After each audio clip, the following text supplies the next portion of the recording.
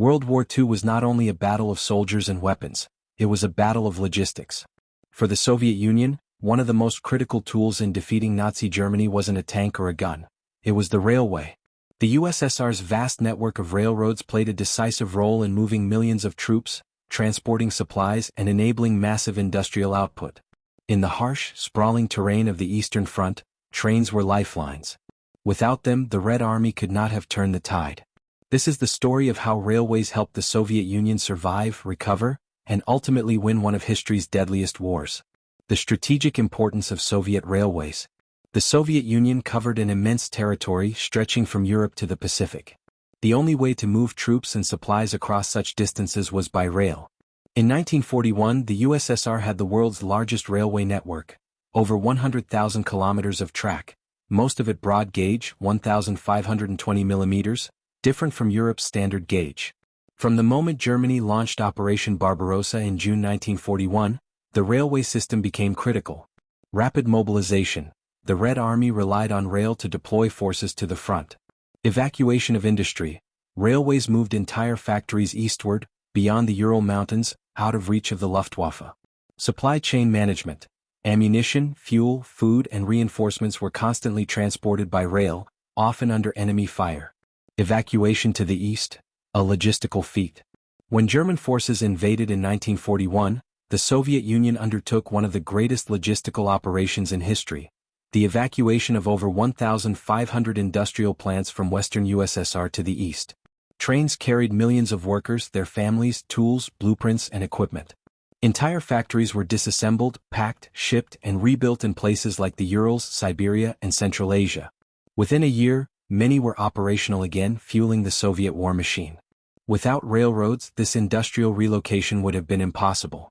By 1943, the USSR was producing more tanks, aircraft, and artillery than Germany, despite losing territory and resources. Supplying the front lines. On the Eastern Front, battles were fought over thousands of kilometers. Maintaining supply lines was a constant challenge. The Red Army solved this through armored trains, mobile units with artillery, machine guns, and supply cars that could defend supply routes. Field railways, temporary tracks laid close to the front for rapid resupply and casualty evacuation. Night trains. To avoid German air attacks, many trains operated at night or under camouflage.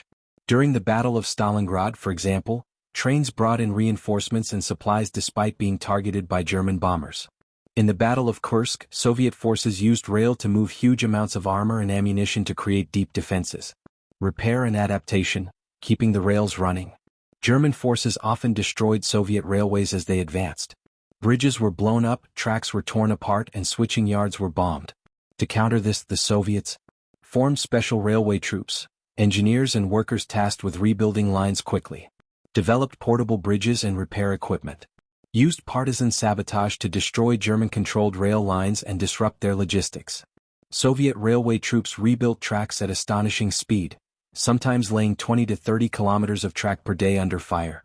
The ability to restore transportation behind advancing Soviet lines kept their offensives moving. Railways and the final push to Berlin. As the Red Army went on the offensive in 1943 to 1945, railways allowed them to shift troops quickly between fronts, maintain momentum during long advances, e.g., during Operation Bagration in 1944, deliver supplies for massive operations such as the Vistula-Oder offensive and the final Battle of Berlin. Even captured German rail lines were converted to Soviet gauge to ensure continuous use. Comparison with Germany. In contrast, Nazi Germany's logistical system faltered. German trains had to adjust to the Soviet gauge, causing massive delays. Their supply lines were overextended and vulnerable to Soviet counterattacks and partisans.